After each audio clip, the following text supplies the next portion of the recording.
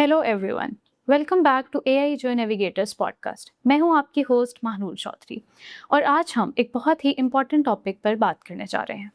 पाकिस्तान इस टाइम एक अजीब रियलिटी को फेस कर रहा है। मुल्क के एक हिस्से में मॉनसून की पहली बारिश हो चुकी है, जबकि दूसरा हिस्सा अभी भी एक्सट्रीम हीट वेव का सामना कर रहा है। हर साल फ्लड्स और एक्सट्रीम हीट वेव का सिलसिला बैक टू बैक देखने को मिलता है, लेकिन हर साल हम ये भी देखते हैं कि हमारे शहर इन दोनों सिचुएशंस को डील करने के लिए तैयार नज़र नहीं आते।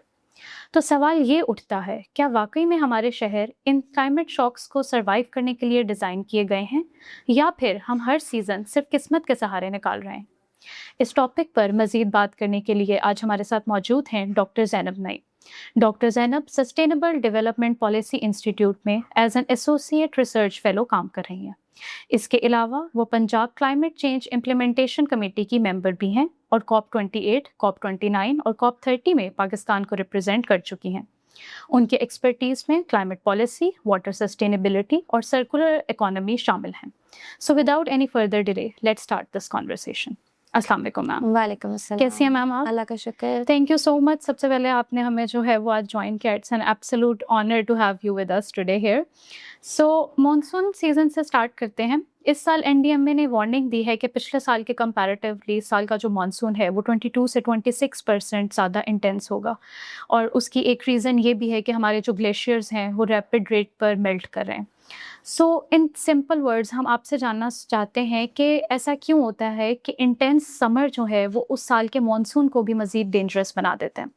So if I talk about NDMA की जो वार्निंग है, वो साइंटिफिकली कंसिस्टेंट है। कैसे कि जो वार्मर एयर होती है वो 7% मॉइस्चर अपने अंदर ज़्यादा होल्ड करती है by every 1 degree Celsius rise. It means कि वो जितनी गर्म हवा उसमें उतना मॉइस्चर, और स्पेशली जब ह्यूमिड सीजन होता है तो वो मज़ीद मॉइस्चर लेडन एयर होती है। अब ये मॉइस्चर लेडन एयर जो है जब आपके उन एरियाज़ में होती है जहाँ पहाड़ी इलाके हैं, तो ये आहिस्ता आहिस्ता ऊपर उठती है और ऊपर ठंडी हवा की लेयर होती, तो जब वो टकराती है तो वहाँ एकदम से बर्स्ट होता है। वो फिर बारिश नहीं होती, वो बर्स्ट होते हैं, क्लाउड बर्स्ट, थंडर बर्स्ट, और इस तरह की शदीद बारिशें जो आप देखते हैं, और वो समटाइम्स छोटे रेडियस पे होती है। तो यहाँ पे जो हीट है, और जब अगर मानसून का सीज़न स्टार्ट हो जाए, फिर हमारे मुल्क में वेस्टर्न डिस्टर्बेंसेस भी जो है वो इम्पैक्ट कर रही होती हैं। जब यहाँ पे मज़ीद गर्मी बढ़ती है, मॉइस्चर बढ़ता है, तो वहाँ पे एनडीएमए की जो साइंटिफिक वार्निंग है वो कंसिस्टेंट इसलिए है कि यहाँ पे बारिश की इंटेंसिटी में इजाफा होगा। तो जो इंटेंसिटी की वो बात करें, they are 100% accurate on that, कि वहाँ पे बारिश की शिद्दत में इजाफा होगा। अभी क्योंकि एल नीनो स्टार्ट हुआ है, एल नीनो जो है वो पैसिफिक ओशन की तरफ से आता है, और उसमें गर्म हवाएं और प्रेशर सिस्टम ऐसा बनता है कि वो मानसून को सप्रेस करता है, यानी बे ऑफ बंगाल से उठने वाले बादलों को अपनी तरफ आने से, इस तरफ आने से रोक रहा होता साउथ एशिया में। तो अगर एल नीनो स्ट्रेंथन नहीं होता और वो थोड़ा वीक पड़ जाता है, तो आप मज़ीद जो है सैलाबी सूरत हाल देख सकते हैं, बारिशें ज़्यादा हो सकती हैं। लेकिन अगर हम शॉर्ट रेंज मॉडल्स की तरफ जाएं, जो वेदर मॉडल्स होते हैं, क्योंकि you can not say anything with 100% accuracy, ये क्लाइमेट साइंस का एक रूल होता है। सेकेंडली, आप 100% एक्यूरेसी इसलिए भी नहीं दे सकते कि क्लाइमेट चेंज ने वेदर पैटर्न्स बहुत डिस्टर्ब करते हैं, so you never know what it's going to bring for you. Sometimes जहाँ बारिश प्रेडिक्टेड होती है वहाँ पर होती नहीं है, हवा का प्रेशर ऐसा बनता है कि वो दूसरी तरफ ज़्यादा हो जाती है। So warmer air acts, if I compare it या कोई एनालॉजी दूं, तो it basically loads the gun and monsoon sort of pulls the trigger.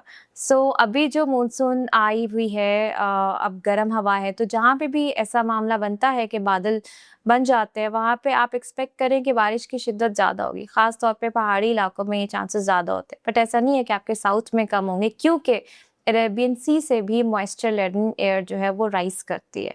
तो वहाँ पे भी अगर मानसून कंबाइन हो जाती है और एल नीनो थोड़ा वीक पड़ जाता है, या एल नीनो ना भी वीक पड़े, but due to certain atmospheric factors, it can bring thunder burst या क्लाउड बर्स्ट, और उससे जो है बारिश की वजह से फ्लैश फ्लड का खदशा है। सो दे आर कंसिस्टेंट। मैम इसी तरह जब हम लोग फ्लड्स और मॉनसून की बात करते हैं तो इसके साथ दो और मज़ीद टॉपिक्स जो हैं वो जुड़े हुए हैं, जो हैं water governance and Indus water treaty. तो आपको क्या लगता है कि क्लाइमेट चेंज ने किस तरह से जो है वो इंडस वाटर ट्रीटी की रेलेवेंस को रीशेप किया है? वो भी ऐसे टाइम में जब हम देखते हैं कि रेनफॉल पैटर्न्स और जो रिवर फ्लो है वो इतना स्टेबल नहीं है। देखिए, इंडस वाटर ट्रीटी, सबसे पहले तो हम ये डायनामिक समझें कि पाकिस्तान में हमारी इकोनॉमिक डायनामिक्स क्या है। एग्रेरियन बेस्ड इकोनॉमी है, 24.3% समथिंग अराउंड जो आपका कोट होता है कि एग्रीकल्चर जीडीपी में कंट्रीब्यूट करता है, and it also contributes towards your exports, right. हमारी कैश क्रॉप्स को देख लें, इसमें कॉटन है, व्हीट है, राइस है, and etcetera, they are all water intensive crops. और 90% ऑफ फ्रेश वाटर रिसोर्सेज जो हैं इरिगेशन में यूज़ होता है। अब हम चलें अपर इंडस बेसिन की बात करते हैं। अपर इंडस बेसिन में इस वक्त 215 million people are directly dependent upon your upper Indus basin for the purpose of irrigation और एग्रेरियन लाइवलीहुड्स। वहाँ पानी आता है ग्लेशियर्स से।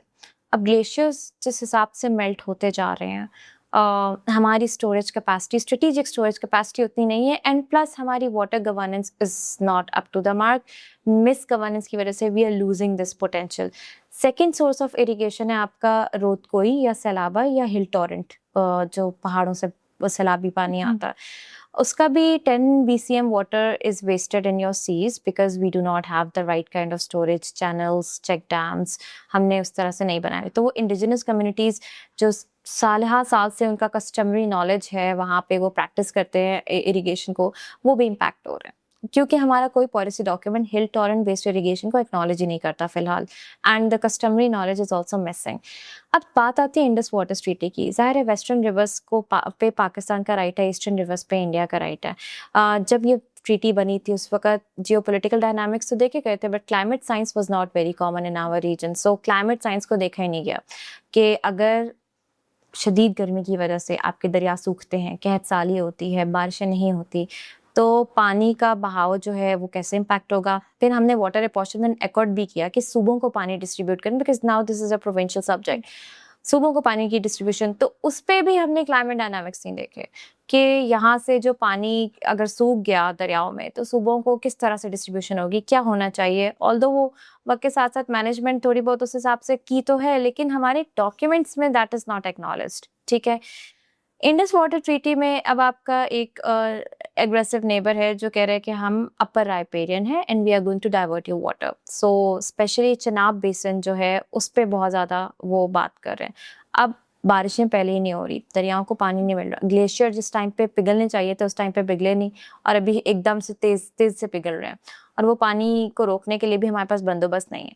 तो चनाब बेसिन अगर सूखता है इंडिया के वाटर डाइवर्ट करने की वजह से, adding on to this cumulative impact of your climate change. So if I talk about only the lower Chenab canal का जो कमांड एरिया है, वहाँ पे सिर्फ आपके तकरीबन 9.8 मिलियन लोग डायरेक्टली कनेक्टेड हैं एग्रीकल्चर के लिए। तो जब उनको पानी नहीं मिलेगा वो ऑल्टरनेट पे जाएंगे। ऑल्टरनेट क्या है? Ground water resources. But annually आपके ground water resources 1 to 4 feet जो है वो डिप्लीट हो रहे हैं।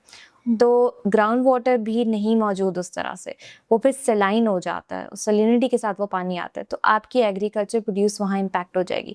और जिस बेल्ट की मैं बात कर रही हूँ जो चनाब बेसिन पे डिपेंडेंट है, वो आपकी ये पंजाब जो फूड बास्केट है आपकी, उसमें फैसलाबाद, चिन्योट, गुजरांवाला, हाफसाबाद, टोबा टेक सिंह, झंग, ये सारे एरियाज आते हैं। यहाँ पे है ही sugar cane, cotton, wheat, rice, maize and other vegetables.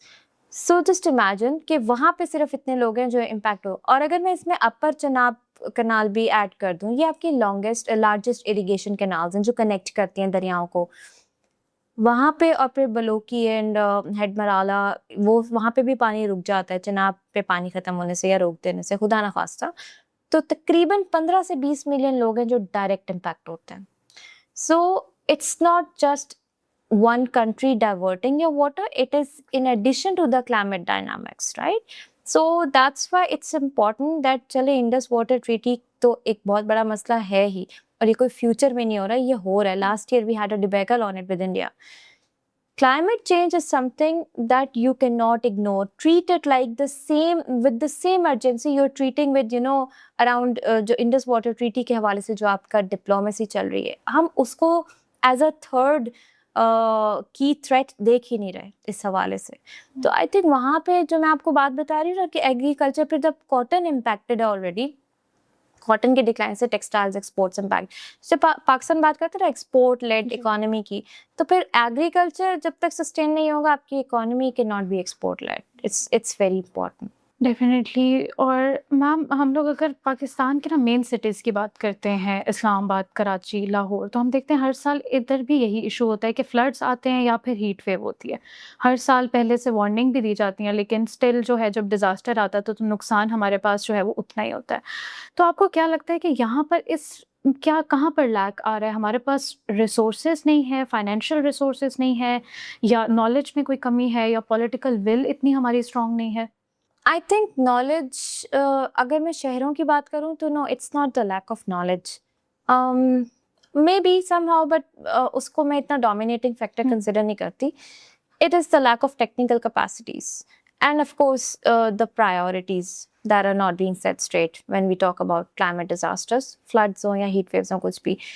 एक तो ये मसला है, जहाँ तक वार्निंग्स की बात है, आई थिंक अगर मैं बात करूँ ओवरऑल फ्लड्स के हवाले से, फ्लड्स हम कंसिडर करते हैं एक बड़ा डिजास्टर जो क्लाइमेट चेंज की वजह से आता, तो उस पर फिर भी वार्निंग्स होती हैं, बट जो मसला आ रहा है वो लास्ट माइल तक वो वार्निंग एक्शन में ट्रांसलेट नहीं हो पा रही, और वो तभी आता है जब आपकी टेक्निकल कैपेसिटीज उन लाइन डिपार्टमेंट्स में वीक होती हैं जिन्होंने इन्फोर्स करना होता है। इन्फोर्समेंट के लिए फिर तरजीहात होती हैं आपकी। मिसाल के तौर पे हमें पता है कि हम सैलाब से हर साल सफ़र करते हैं, तो फिर हम अडेप्टेशन में क्यों नहीं इन्वेस्ट करते? अडेप्टेशन में बजट में हम क्यों रिडक्शन कर देते हैं? अडेप्टेशन को हम क्यों एक इम्पोर्टेड कॉन्सेप्ट समझते हैं? No, it's not an important concept, it is in built in your communities.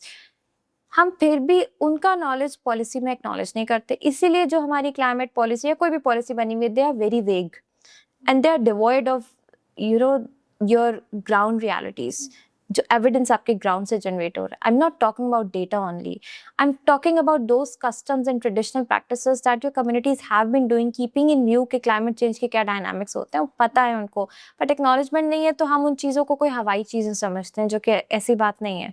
Indigenous knowledge इसकी backbone है adaptation की, but पॉलिसी लेवल पे उस चीज़ की एक्नॉलेजमेंट नहीं है। सेकेंडली, सैलाबों में अडेप्टेशन क्या है? अडेप्टेशन आपके शहरों की ड्रेनेज है।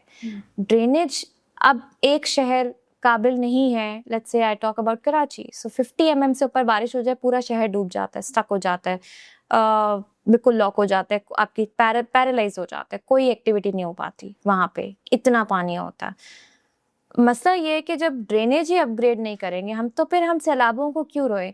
अब बहुत सी ऐसी जगह हैं जहाँ शदीद बारिशें होती हैं दुनिया में, सैलाब नहीं आते, पानी आता है। आपको याद होगा कुछ साल पहले इस्लामाबाद भी ऐसा ही था, पानी खड़ा होता ही नहीं था, बारिश हुई शदीद, पानी बह रहा है सड़क पे, लेकिन जैसे ही बारिश रुकी पानी का पता ही नहीं कि यहाँ फ्लडिंग कभी भी नहीं हुई। एग्जैक्टली क्यों हो रही है? क्योंकि जो हमने जो अपनी सिटीज़ हैं, where we are building our cities, that is not right. We are expanding our cities in the wrong direction, by encroaching your riverbed, by encroaching your streams, by encroaching the nalas, और फिर सोने पे सुहागा कि हम उस पानी को ज़ेरे ज़मीन गुजरने का भी रास्ता नहीं दे रहे। कोई भी हाउसिंग सोसाइटी, कोई भी इंफ्रास्ट्रक्चर सेटअप होता है, उसका EIA environment impact assessment report हो रही है, जो कि ओपन टू पब्लिक होती है कंसल्टेशन, और वो रिपोर्ट पब्लिक डॉक्यूमेंट होता है। कितने लोग वो पढ़ते हैं, उसी की बेसिस पे NOC होता है। मुझे नहीं पता कि बगैर ड्रेनेज प्लान्स को देखे फिर उसकी मॉनिटरिंग होती है। EIA प्रोजेक्ट कंप्लीशन से पहले का प्रोसेस हो, बल्कि प्रोजेक्ट को स्टार्ट भी नहीं होना चाहिए अनलेस उसकी EIA as per section 12 of Pakistan environment protection act. तो आप NOC इशू कैसे कर दिया जाता है उन हाउसिंग सोसाइटीज का जिनके पानी के गुजरने का रास्ता ही नहीं दिया हुआ? फिर दरियाओं के अंदर, रिवर रावी के अंदर इंक्रोचमेंट हुई है। क्यों? क्योंकि यहाँ बहुत सालों से पानी नहीं आ रहा, सूखा पड़ा है, तो let's build a housing society. Water is reclaiming its route now, ठीक है? It's not that India has released water, ठीक है, that is one of the key factors, but वो उसका रूट है। पानी अपना रास्ता ले रहा है, हम उसके रास्ते में खड़े हुए हैं। तो सैलाब हमारे मुल्क के केस में it's not just climate change, it is the misgovernance on ground, city expansion, unplanned expansion, and in NOCs being issued to those societies and infrastructure plans जहाँ environment management plan missing है, और फिर वहाँ पे इंफ्रास्ट्रक्चर भी ऐसा plan हो रहा है जहाँ पे हम ग्रीन बफर्स भी काट रहे हैं। सो ग्रीन बफर का मतलब है आपके जंगलात और नरम मिट्टी। बारिश का पानी जब ज़मीन पे गिरता है इतनी गर्मी के बाद, तो ज़मीन पार्च हो गई होती है, उसकी capacity to absorb that water is reduced. So what happens कि आपको नरम मिट्टी रखनी होती है, वहाँ से ज़ेरे ज़मीन पानी के ज़खायर तक आप कनेक्ट करते हैं ताकि वो बारिश हो, वहाँ पे पानी अंदर जाए और रिचार्ज हो ग्राउंड वाटर, और वो सैलाबी पानी ज़ाया ना हो जाए। It's a resource. पूरी दुनिया में नेचर बेस्ड सॉल्यूशंस, ये नेचर बेस्ड सॉल्यूशंस को हम लोग समझते हैं कोई प्राइवेट सेक्टर का ग्रीन वॉशिंग का एस्पेक्ट है। No, it's not that. ये गलत कॉन्सेप्ट है। Nature based solution, for example I went to Vienna to study about the sustainable cities. वहाँ पे मैंने देखा कि वो एक सिटी आबाद कर रहे थे, प्लान सिटी बना रहे थे, और इवन जो उनके अपने शहर भी हैं, इवन विद इन वियना, उन्होंने छोटी छोटी क्यारियाँ बनाई हुई हैं कुछ जगहों पे, जहाँ पे उन्होंने कुछ परवियस लेयर्स ऑफ रॉक और कुछ झाड़ियाँ और पौधे लगाए हुए हैं। बारिश होती है तो वहाँ से, और वो ज़ेरे ज़मीन पानी है, साथ कोई अगर लेक है, कोई वाटर सोर्स है, कोई स्प्रिंग है, उसके साथ कनेक्ट किया हुआ है, या ग्राउंड वाटर के साथ। वो कहते हैं जितना सैलाबी पानी आता है वो इसके अंदर से नीचे चल जाता है, तो हमारे वाटर रिजर्व्स जो है वो सिक्योर रहता है। And it is very cheap, उसकी कॉस्ट इतना है ही नहीं, वो कोई एक्सपेंसिव नहीं। सो हम क्यों आसान तरीकों की तरफ नहीं जा रहे? हम क्यों, हमें लगता है कि हमें मुश्किल कोई हाई टेक सोल्यूशन ही चाहिए अपने इश्यूज को सॉल्व करने के लिए। इस माइंडसेट से बाहर आने की ज़रूरत है। ट्रेडिशनल मेथड्स जो है वो हम लोग यूज़ करके काफ़ी चीज़ें जो है वो उसको इश्यूज़ को जो है वो हम लोग डील कर सकते हैं। और अभी आपने इसी में ना एक ड्रेनेज का एक पॉइंट आपने बताया, तो उसी से सिमिलरली उसी रेलेवेंस में हम आपसे ये पूछना चाहते हैं कि जब ये फैक्ट हमें पता है कि जब फ्लड वाटर जो है वो सिटी में एंटर होता है तो वो सिर्फ इंफ्रास्ट्रक्चर को डैमेज नहीं करता, बल्कि जो ड्रिंकिंग वाटर है वो सीवेज वाटर के साथ मिक्सअप हो जाता है। सो फ्रॉम योर एक्सपीरियंस, क्योंकि आपने वाटर स्टूवर्डशिप पे काम भी किया है, आपको क्या लगता है कि ये कितना बड़ा हेल्थ रिस्क है, और आर वी रियली प्रिपेयर्ड इस इमरजेंसी के लिए? ये एक ऐसा रिस्क है जिसकी बात बहुत ज़्यादा नहीं होती जब सैलाब आते हैं। और ये रिस्क तब आता है जब वहाँ से आपका मीडिया जा चुका होता है कि एड वगैरह मिल गई, चलो ठीक है, ओके फाइन, वहाँ पे कवरेज ख़त्म हो गई होती। ये पानी में और इसको साइलेंट किलर भी कहते हैं। सबसे ज़्यादा कोलरा, टाइफॉइड, हेपेटाइटिस ये फैलते ही इसलिए हैं क्योंकि हमारी ड्रेनेज सीवरेज लाइंस वहाँ पे ज़्यादा सैलाब आता है तो मिक्सअप हो जाता है, और फिर वो पानी जहाँ जहाँ गया होता है, आप खुद ही इमेजिन करो, अभी आप और मैं बैठे हुए हैं, यहाँ सैलाबी पानी आए तो बाहर सीवरेज की lines and everything is mixed up, skin rash common हो जाता। तो मेरे मतलब एक इंसान के लिए उसमें चल के सर्वाइवल के लिए जाना, वो कितना गंदा पानी है और वहाँ से उसको क्या क्या बीमारी लग सकती है। प्रोएक्टिव फिर हमारी वाटर स्टेरिलाइजेशन उस तरह से नहीं हो जा रहा है, कितने ही पानी को स्टेरिलाइज कर देंगे, वो है ही नहीं कॉन्सेप्ट इतना ज़्यादा। फिर पीने का साफ पानी नहीं होता उन इलाकों में जहाँ सैलाब आया होता है। वहाँ यूजुअली जो एड प्रोवाइड की जाती है, जो इन काइंड, उसमें पानी की बोतलें दी जाती हैं, लेकिन कब तक वो उस पर करेंगे? इवेंचुअली उनको अपने वाटर रिसोर्सेज पे रिलाई करना है। तो ग्राउंड वाटर आपका वो भी गंदा हो जाता है सैलाब जब आता है, उसकी क्लीनिंग पे there's hardly any talk, there's hardly any investment post floods. So yes, it is a sort of a crisis that flood affectees go through, and not just those who get affected directly, even within our cities. मेरे घर में अगर सैलाबी पानी नहीं आया, अगर मेरी सड़कों पे आया हुआ है, तो मेरे भी वाटर रिसोर्सेज उससे गंदे हो रहे हैं। तो ये लॉन्ग टर्म का इसका डिजास्टर होता है, लेकिन क्योंकि वो रिपोर्ट ऐसे नहीं होता कि सैलाब की वजह से यहाँ पे डायरिया फैल गया और डायरिया से इतने लोग इम्पैक्ट हो गए। That is the issue, that we are not able to connect the facts, connect these people जिनको disease होती हैं directly with the climate change. So इसीलिए वो हम उसको वैसे रिपोर्ट नहीं कर पाते। तो और ऐसे है ना कि हम लोग जब फ्लड्स की बात करते हैं तो हमें लगता है कि बस सिर्फ डिस्प्लेसमेंट के इश्यूज होंगे, लेकिन उसके बाद उसके लॉन्ग टर्म इम्पैक्ट्स इतने होते हैं, हाइजीन के इश्यूज होते हैं, और मतलब आप कंटामिनेटेड वाटर यूज़ कर रहे होते हो वॉशिंग के लिए, पीने के लिए, तो ये सारी चीज़ें, ये सारे फैक्टर्स जो हैं वो ओवरलुक कर दिए जाते हैं।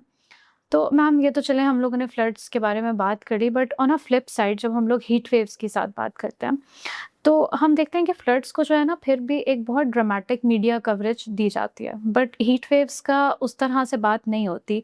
हालांकि उसके भी नेगेटिव इम्पैक्ट्स उतने ही हैं, हर साल जो है वो हीट वेव की वजह से भी कितनी डेथ्स रिपोर्ट होती हैं। तो आपको क्या लगता है कि क्या रीज़न है कि हीट वेव को अभी तक जो है वो उस तरह से हमने एक इमरजेंसी ना कंसिडर किया है, कभी ना डिक्लेयर किया? Heat has always been considered as a slow onset of Hmm. climate change disasters and as a silent killer. लेकिन इंटरेस्टिंग फैक्ट ये है कि मीडिया कवरेज इस साल बहुत मिली है, प्रॉबेबली बिकॉज यूरोप में भी इतनी ज़्यादा ट्रेजेडी हुई है, वहाँ 3000 अबव लोगों की डेथ हो गई।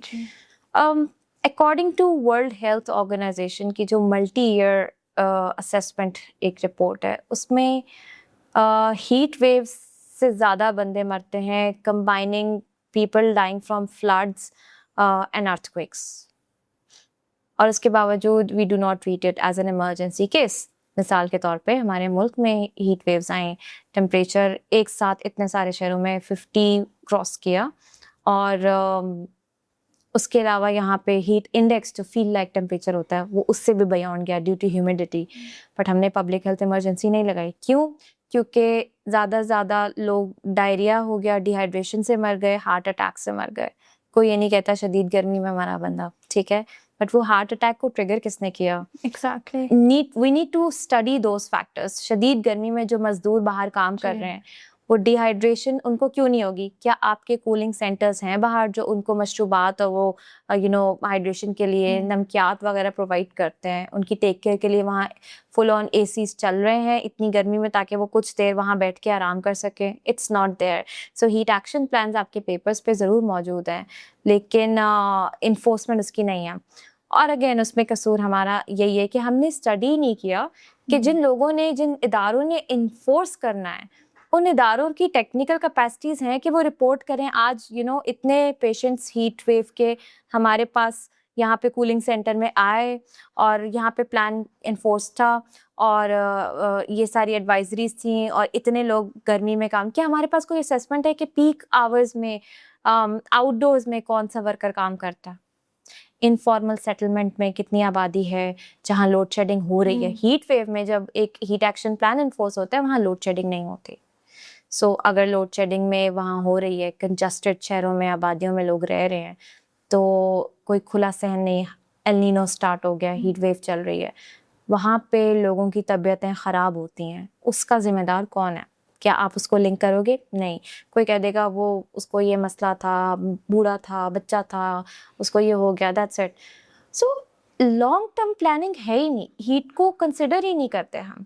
तो मेरी नज़र में क्या, अब तो वर्ल्ड हेल्थ ऑर्गेनाइजेशन इसको कह रही है कि ये सबसे बड़ा डिजास्टर है और ये साइलेंट डिजास्टर है, इसीलिए इसको ड्रामेटिक, क्योंकि आपको वो कोई कॉन्क्रीट चीज़ नहीं आप देख रहे होते ना, फ्लड्स की तरह, पानी की तरह, गर्मी है बस ठीक है, लेकिन ये इकोनॉमिक लॉस एंड डैमेज में सबसे ज़्यादा एड ऑन करता है जो हीट वेव है। आपके पानी के ज़खायर ख़त्म होना शुरू हो जाते हैं हीट वेव में। सैलाब में पानी बहुत होता है, वो एक एडिशनल रिसोर्स है। हीट वेव में जो आपका एग्जिस्टिंग रिसोर्स है वही डिटीरियोरेट हो जाता है। आपके वायरल बैक्टीरियल डिजीजेस बहुत ज़्यादा स्प्रेड आउट होती हैं, and then the mental psychological toll that is there for people who need to travel to their or commute to their offices or workplaces, public transportation को use करते हुए। हर जगह पे तो आपकी इलेक्ट्रो बसेस नहीं है ना, एसी वाली बसेस नहीं है, बाइक पे लोग होते हैं, तो शेड्स कितने हैं, अर्बन ग्रीन स्पेसेस कितनी है, साइको सोशल सपोर्ट है कि नहीं, there are pregnant women, there are young girls, there are elderly men, there are kids who have to work, informal लोग हैं, कूड़ा चुनते हैं लोग, भट्टों पे काम करते हैं लोग। So what are we talking about जब हम कहते हैं पाकिस्तान में हम सोशल सेक्टर्स या इकोनॉमिक ग्रोथ करनी है? क्लाइमेट चेंज ने सारे आपके गेन्स ख़त्म कर दिए हैं, वो रिड्यूस कर देते। अगर हम क्लाइमेट को इकोनॉमिक और सोशल पॉलिसी का हिस्सा नहीं बनाते तो ये सारी आपकी ग्रोथ और ये सारी बातें सिर्फ किताबी बातें हैं, नहीं हो सकता पॉसिबल। फिर अनफॉर्चुनेटली हमारे मुल्क में भी एक अलमिया है, and this is very personal point of view, we are more relying, growth की जब बात करती है हमें लगता है economist can decide and they can provide solutions, you know. Economy की बात होती है तो हम देखते ही नहीं है कि इसकी इंटरकनेक्टेडनेस कहाँ कहाँ पे. विजन या प्लानिंग की बात होती है, we do not consider these dynamics. So that's why जब हमारे सर पे पड़ती है तो हम एडहॉक बेसिस पे प्लानिंग करते हैं, इसीलिए हम लोग तरक्की नहीं कर पा रहे. So this is one of the key gaps that we have. Unfortunate है ये चीज़.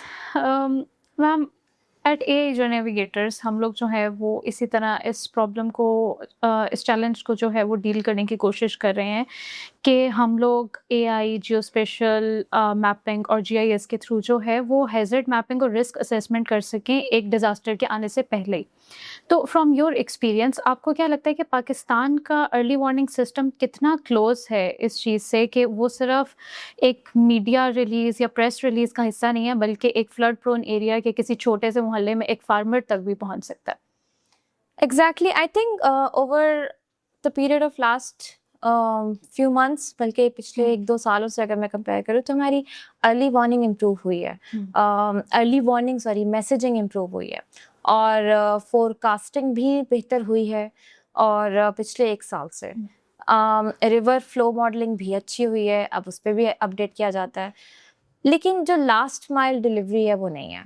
अब लास्ट माइल डिलीवरी का क्या मतलब है? अब कहा जाता है भाई रेडियो पे, टीवी पे, एप्स के जरिए मैसेजिंग तो जा रही है, लेकिन वो मैसेजिंग क्या जाती है? मिसाल के तौर पे ग्लॉफ आ रहा है, ग्लॉफ अलर्ट है, इस एरिया में ग्लॉफ अलर्ट है, टूरिस्ट एहतियात बरतें. एहतियात क्या बरते हैं? आप बताएं मुझे. कहते हैं क्या एहतियात? दरियाओं के किनारे नहीं जाएं. अच्छा ठीक है, ऑल्टरनेट पे क्या कहाँ जा सकते हैं टूरिस्ट?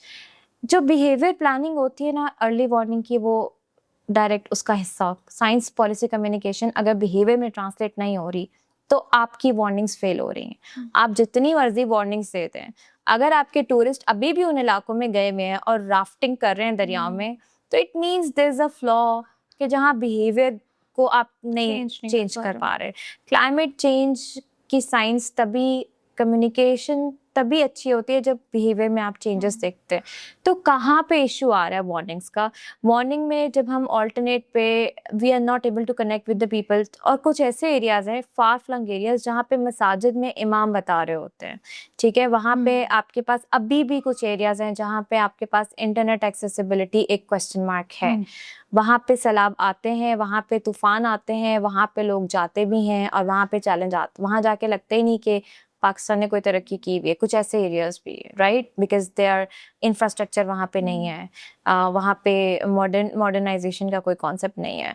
माउंटेन कम्युनिटीज हैं कितनी जहाँ पे आप जाते हैं for tracking and everything. So when you are giving an alert, when you are telling them you know एहतियात बरतें, तो कम्युनिकेशन बिहेवियर कैसे चेंज होगा लोगों का? लोग क्यों एक्ट नहीं कर रहे?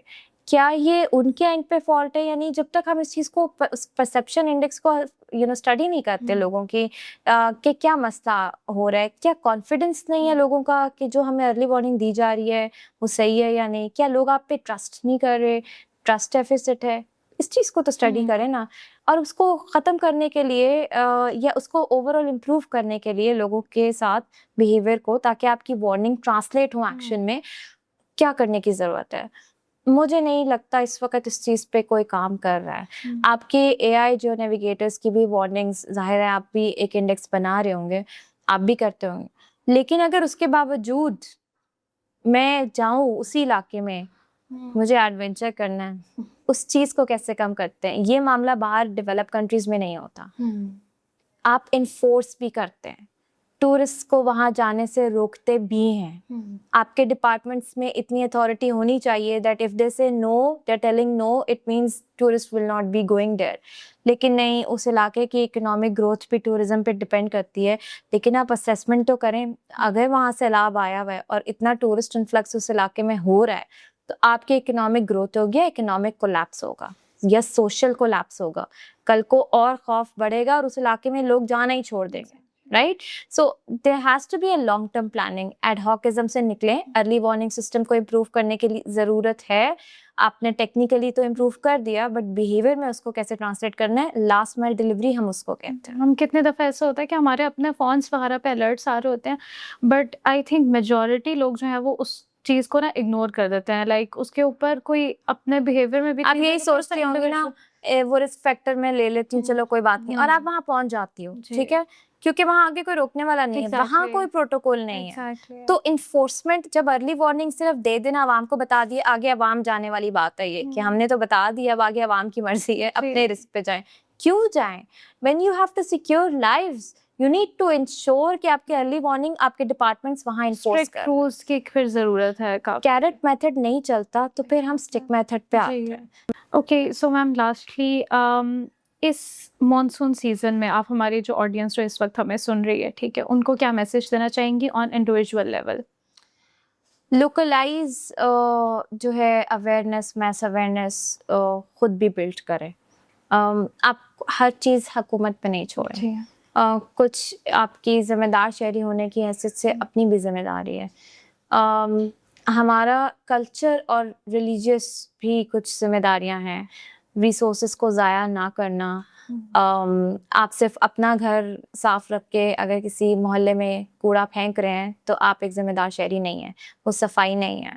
क्लाइमेट चेंज के हवाले से ज़रूरी ये है कि आपको खुद भी पता है, एक इंडिजिनस नॉलेज भी होता है, आपको खुद भी पता है कि अगर मौसम इस तरह का बन रहा है तो उसमें आपके लिए क्या वक्ती इंजॉयमेंट ज़्यादा मैटर करती है या आपके लिए अपना फ्यूचर या अपने बच्चों का फ्यूचर वो ज़्यादा मैटर करता है। ऐसे मौसम में दरियाओं में बोटिंग करना ये कोई अक्लमंदी नहीं है। सो मेरे ख्याल से यहाँ पे हर चीज़ हुकूमत पे भी नहीं छोड़ी जा सकती।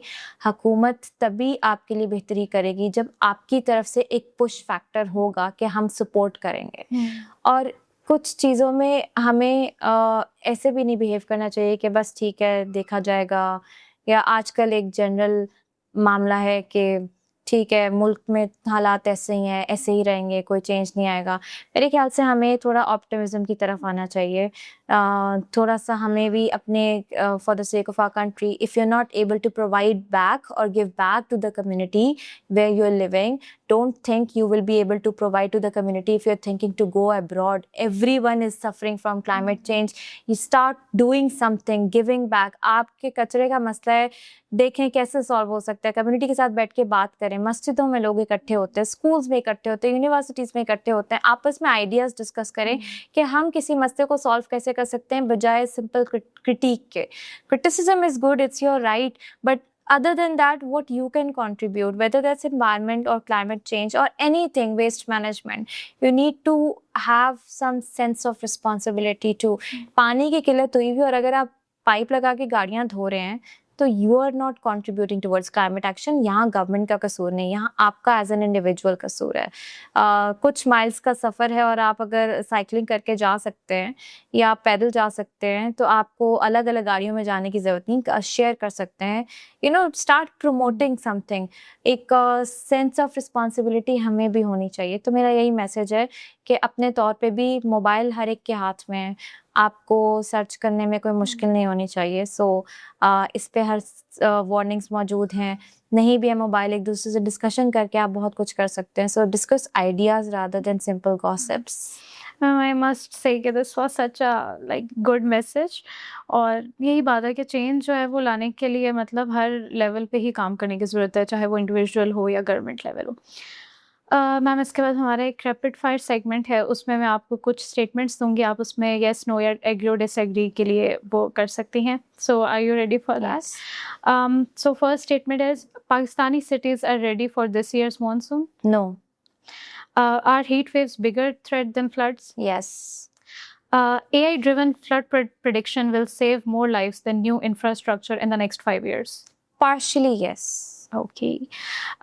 Climate migration will be Pakistan's biggest urban headache by 2030. Yes. Okay.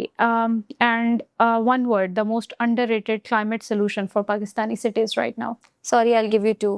Drainage/adaptation. Okay.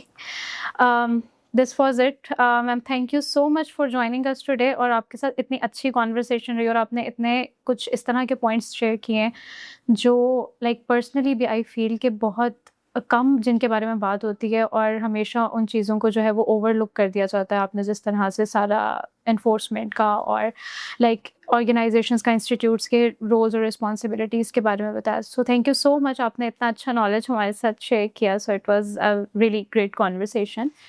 Thank you for having me and I think जहाँ पे यंगस्टर्स होते हैं वहाँ पे कॉन्वर्सेशन बहुत ज़्यादा टेक्निकल नहीं होनी चाहिए, वहाँ पे सॉल्यूशन ओरिएंटेड कॉन्वर्सेशन होनी चाहिए. बिल्कुल. So I really enjoyed it. Thank you. Same here ma'am, thank you so much. So to our audience, इस साल मॉनसून के सीज़न से पहले प्रिपेयर्ड रहें, स्टे अलर्ट, स्टे सेफ. और अगर आज की कॉन्वर्सेशन ने आपको एक डिफरेंट पर्सपेक्टिव के बारे में सोचने पर मजबूर किया है, तो इस वीडियो को शेयर करें और हमारे चैनल को फॉलो करें. Thank you for tuning in. Until next time, अल्लाह हाफ़िज़.